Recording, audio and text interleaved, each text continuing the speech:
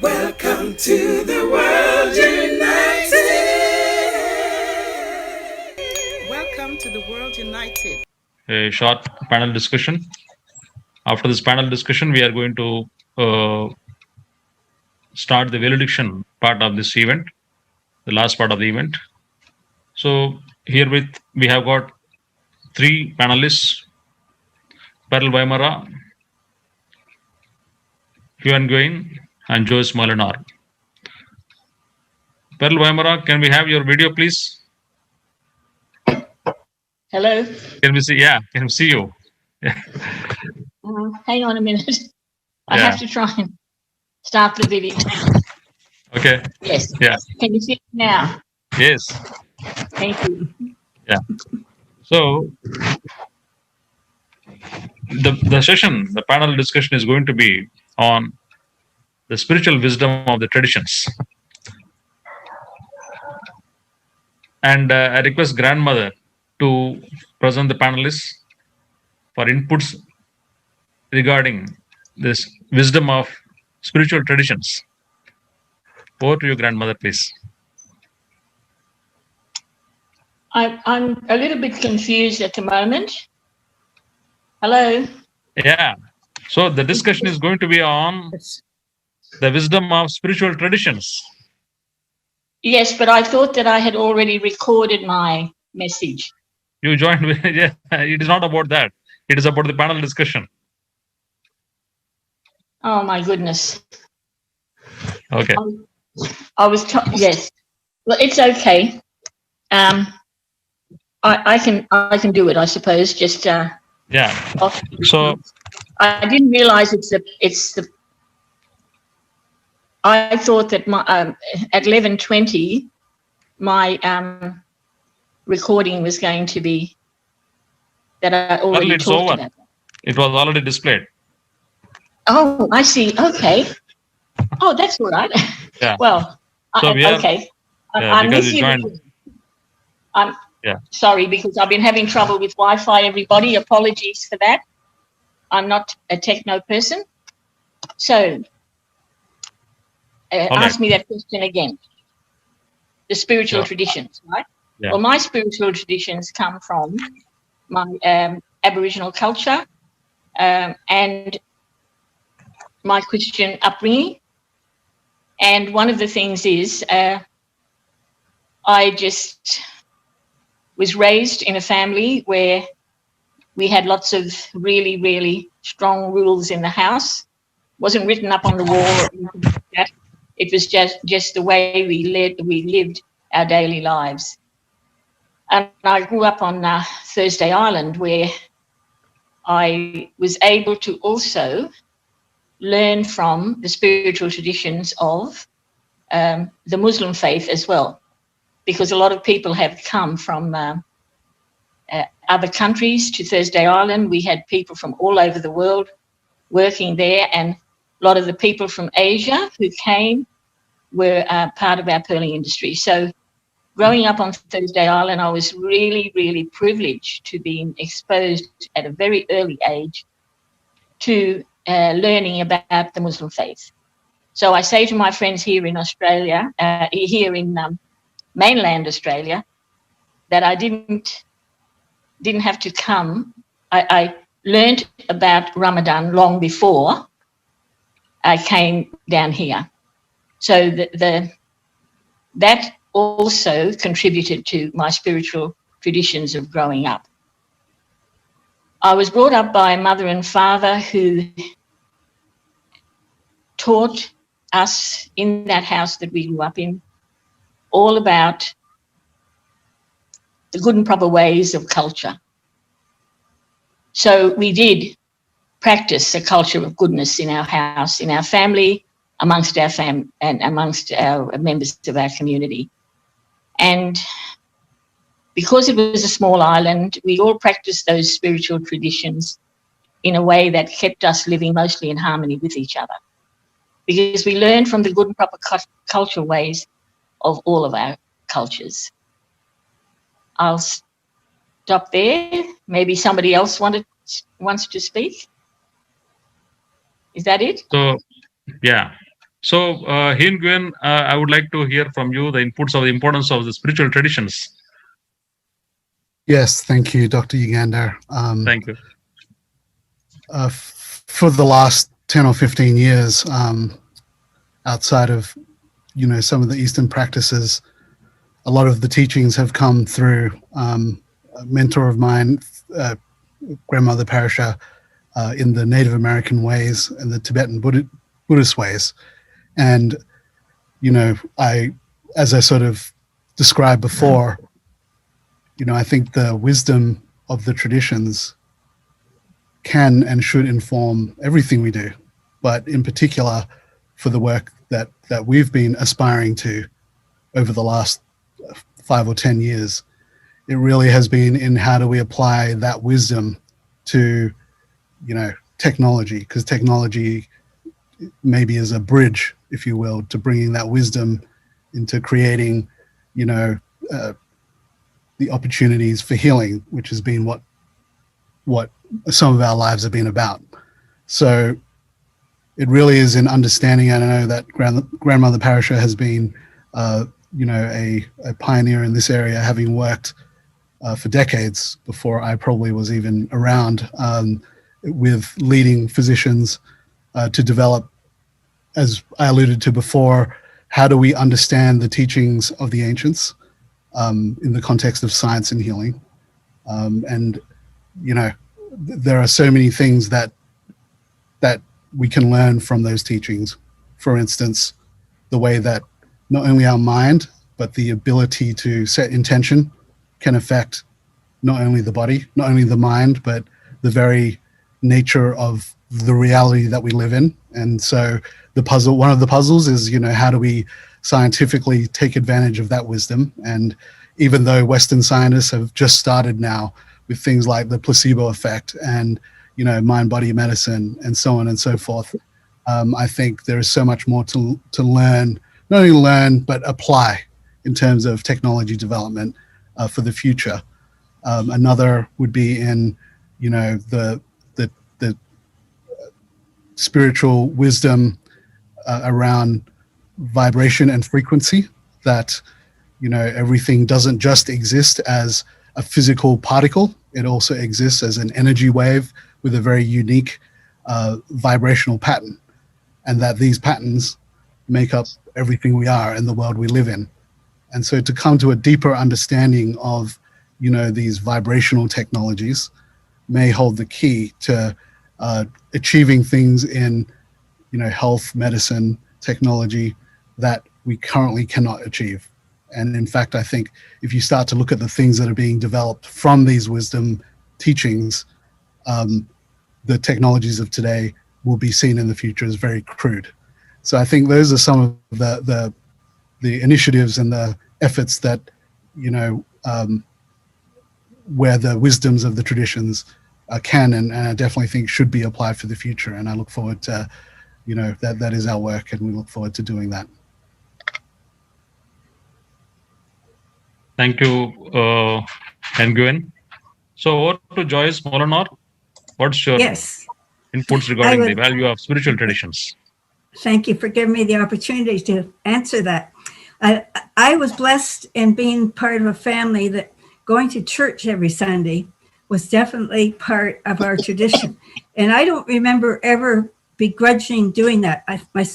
One of my sisters never was very happy about it, but it was an expectation that we went as a family. And I still have very good feelings of sitting in the pew in the church as the whole family sharing the Sunday service.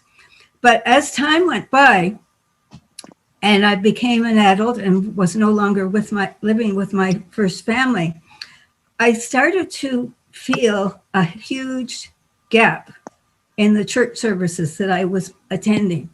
And I suddenly realized one day, the reason I wasn't comfortable about it was the total focus in those churches was on the human being. There seemed to be absolutely no consideration of how we fit with all the other life forms that were in the world. And I for all of my life, I have enjoyed being outdoors. So it was no surprise that I met Grandmother Parasha. And she has expanded my whole life in so many ways. There isn't time at this moment to share, but I definitely am far more settled in any spiritual thoughts that I have, because I totally acknowledge that the human being is just one piece of a huge puzzle. And the more that I connect with all of that outer, from the sky, the stars, the clouds, to the grasses, to the gravel, to the stones, to the many quails that visit my yard, there is so much beauty and meaning. And then to recognize the seasons, there's no end to the meaning. And I'm still discovering it.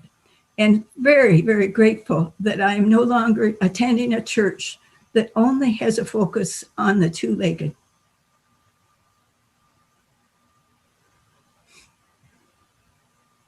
Thank you, Joyce Molinar. So, with this, I'd yeah. like to ask, could I please, ask please. questions? Yes, grandmother. Yeah. Yes. Grandmother Pearl, I would really like to hear from you with what you've seen of what we're doing and how we are putting together every effort that we can. Dr. Yugandhar has put this on our Third World Parliament, dedicating his whole life. I've been with him in India. I see the labor of love that's been done over the years. When you come and you join us and you see what we're doing, do you feel at this point that this is something that actually can be, would you tell people that you were here and that you feel it is working in helping us find unity, that through spirituality, and spirituality says we go beyond the borders of religions and even beyond the borders of culture, that it goes to the very universal nature of us? Do you feel at this point that when you actually obviously are a spokesperson for your people, can you relate to them the importance of what you feel we're doing here? Thank you very much for that question.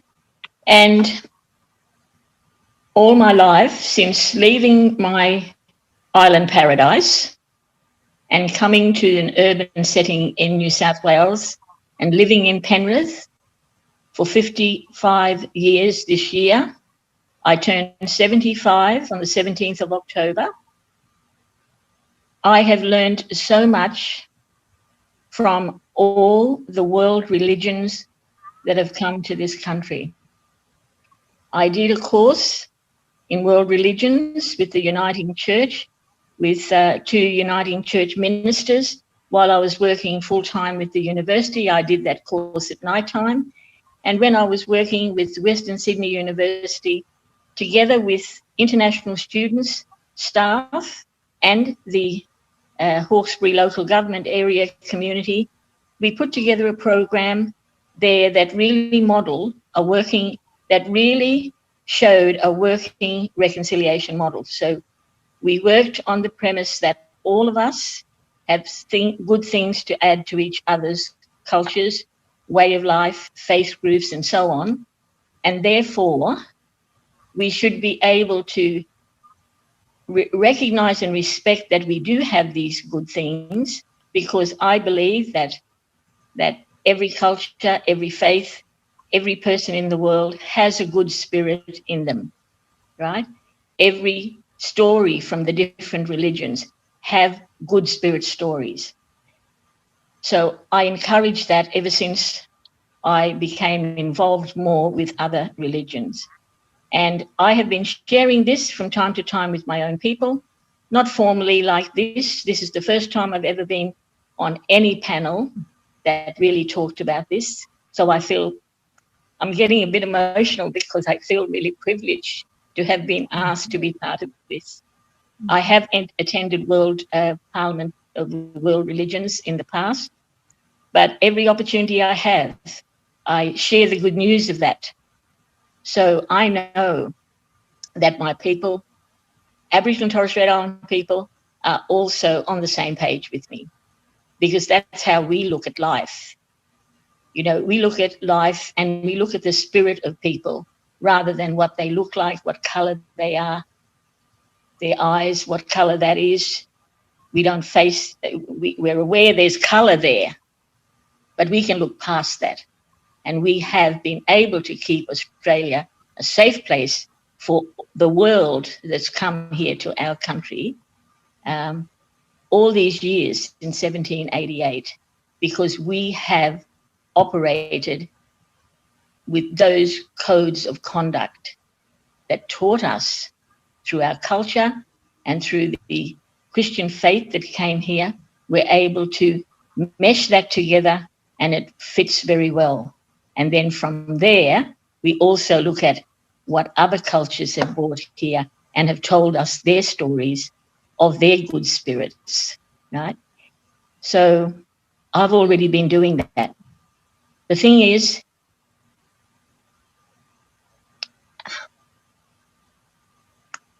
sometimes I've been treated as if I don't know what I'm talking about. Mm-hmm. And I've had comments like, she's a God-crazy woman, and that she thinks God talks to her. And a very learned friend during this, just before this pandemic happened, said to me, I met her through my connections in the Catholic faith now. I've joined the Catholic Church. She said to me, you will have to stop saying that God talks with you. You need to just be saying, you listen for God's voice. Okay? So since I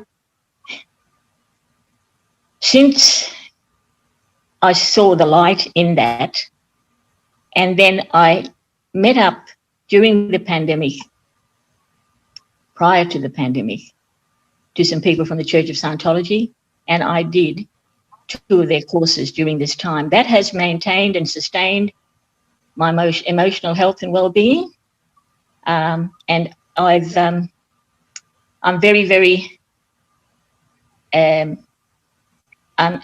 very, very grateful for the time that I have had to, in this pandemic, to be able to just reflect on all of my past life and sift and sort, learning from the 2 courses I did, all about, way to happiness, and another one, which was, how do you live in and operate in dangerous environments, And I saw myself in all of those courses because that's the way I've been working.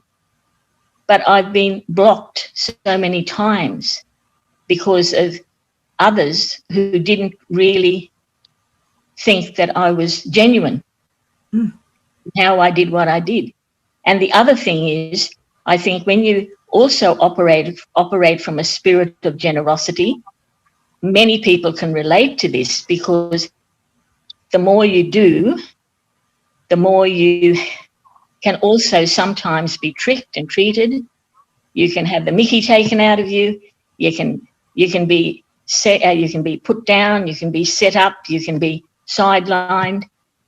You can be done all sorts of things that just block you from continuing. And I worked on the premise that I never battle with anybody for power, because I followed Jesus' teaching that said, shake the dust from your shoes, move on to the next thing. That's how I maintained my resilience, because I followed the teachings of my Christian faith as well as from my Aboriginal culture, where we know how to dust it.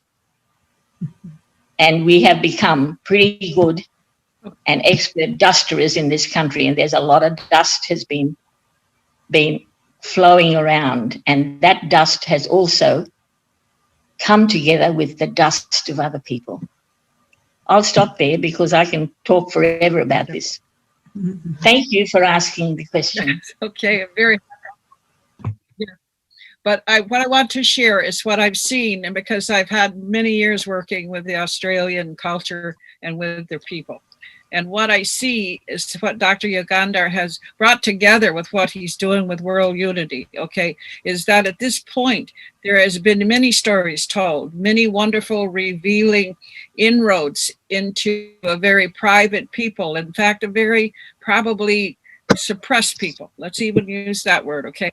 But at this point, there's so many people who now know of the very culture of what you're doing, and Uncle Fred and bunch of people yesterday joined us, and every bit of that was actually showing exactly what we're doing with what we're pushing as far as spirituality and what we're saying is unity, that you get to see other people, you get to understand other people, you get to see different ways that people celebrate the sacred word or the sacred name, and in that unity is coming together. And do you see that? Can you feel that and know that that's what you've participated in?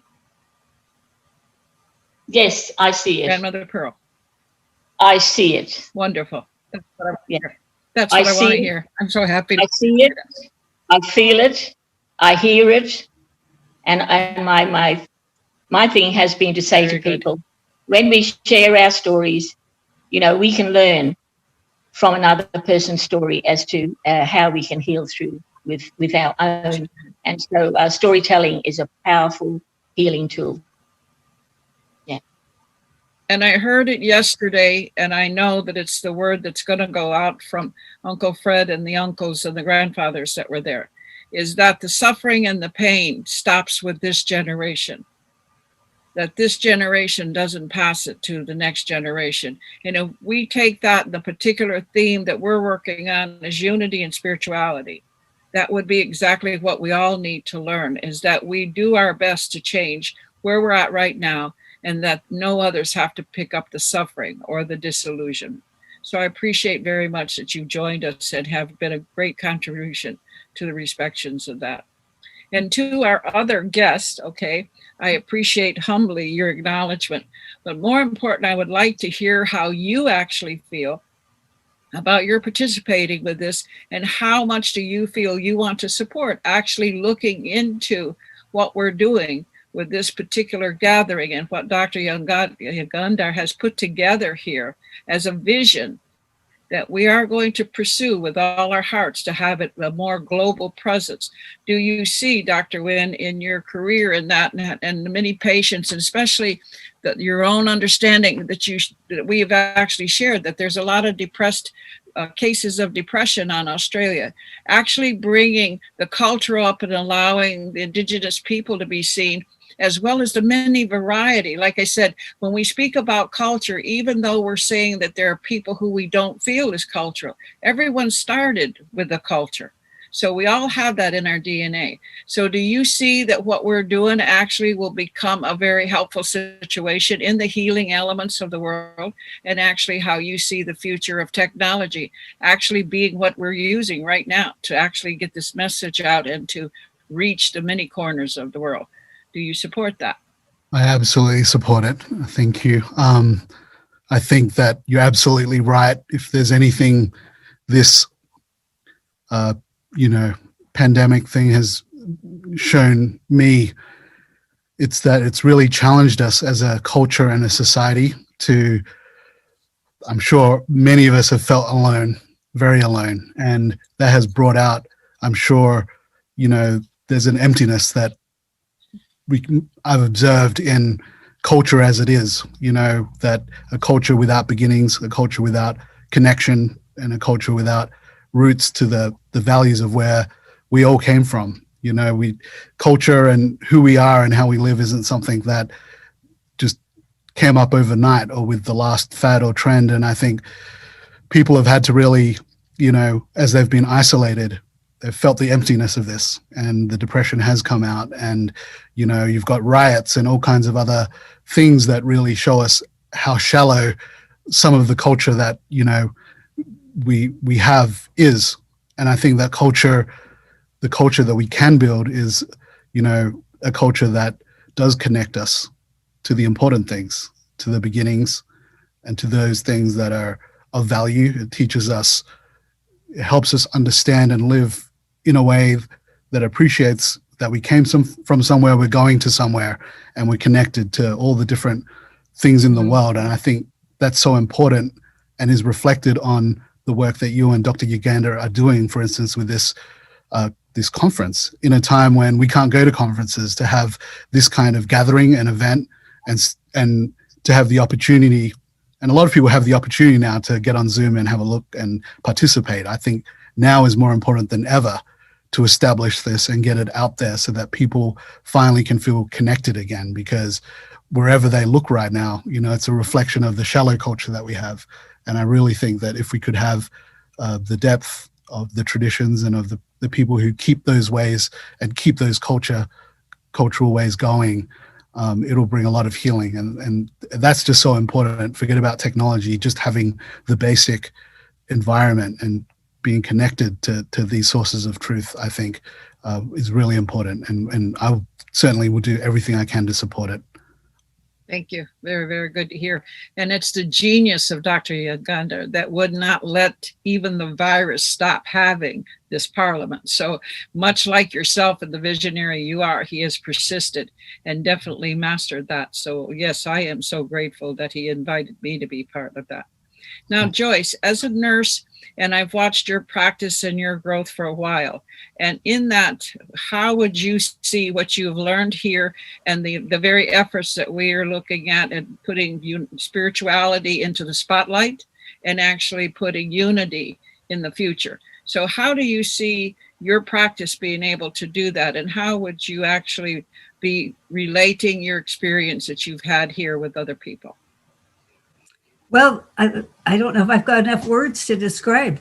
It has been a very powerful 5 days. I have attended as many of the classes I could, just have been glued to my computer and haven't even get up to eat. I just wanted to hear everybody's point of view.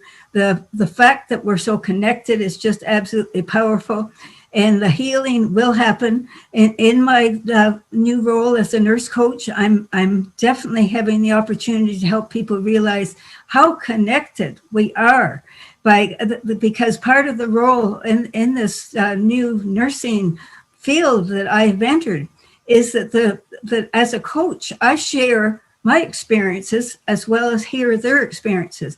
And by that sharing, it opens up doors. People no longer think that their experience is somehow something to be judged, something that's lesser than somebody else, or even something that's better than something else. The judgment goes, and I want to be part of everything that this World Parliament represents. Whatever I can do, I want to be there. That's beautiful. And I thank all of you for your time, and may you be the blessing of the many. Thank you. Thank you, Dr. Yugandhar. Yes. Thank you, grandmother. Thank you all the panelists, Pearl Weimara, Nguyen, and Joyce Malonar. Thanks a lot. So with this, we will close this session and we'll have a musical break. After that, within 5 minutes, we are going to have valediction. We are going to make some announcements, and I request all the speakers who already joined to speak a minute or two about how they feel and how we can go together in coming future, because event should not end. It should continue. The energy should be continued. So most of the events in the world have not turned into movements because of lack of follow-up and lack of vision. So now we have a clear vision about the unity consciousness of the world, which appears to be very, very important in the present scenario of chaos and confusion. So with this, we'll have a musical break. And after that, within 5 minutes, we are going to join for valediction. Thank you very much. Thank you. Thank you.